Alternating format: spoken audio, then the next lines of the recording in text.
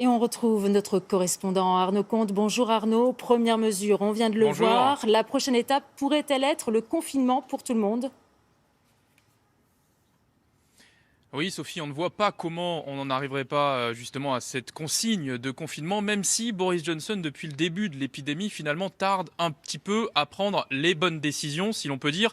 Il était sur une logique, une stratégie différente depuis quelques jours, en disant voilà, il faut que la population s'immunise, la vie doit continuer, on va tous l'attraper, c'est la meilleure façon finalement de se protéger. Hélas, face au nombre de cas de plus en plus nombreux, il est en train de revoir la copie, c'est le sujet que vous venez de voir, il est en train de fermer les bars, les restaurants, mais jusqu'à quand? Quelle sera la prochaine étape? Personne ne le sait. Et finalement, la population est en colère. On veut beaucoup au gouvernement britannique parce que dans ce malheur, le Royaume-Uni a une chance. C'est que l'épidémie est en retard ici par rapport à la France, par rapport à l'Italie, par rapport à l'Espagne. Et la population ne comprend pas pourquoi il n'y a pas des mesures beaucoup plus drastiques qui sont prises. Alors peut-être que Boris Johnson compte sur l'état d'esprit des Britanniques et sur leur capacité à suivre les consignes qui sont données. Toujours est-il que les hôpitaux ici ne sont absolument pas prêt. Il faut savoir que le Royaume-Uni, en termes de lits de réanimation, de respirateurs, est l'un des plus mauvais élèves en Europe. Et sur les plateaux de télévision, dans tous les journaux, les experts sont très inquiets. Ils s'attendent à vivre des semaines extrêmement difficiles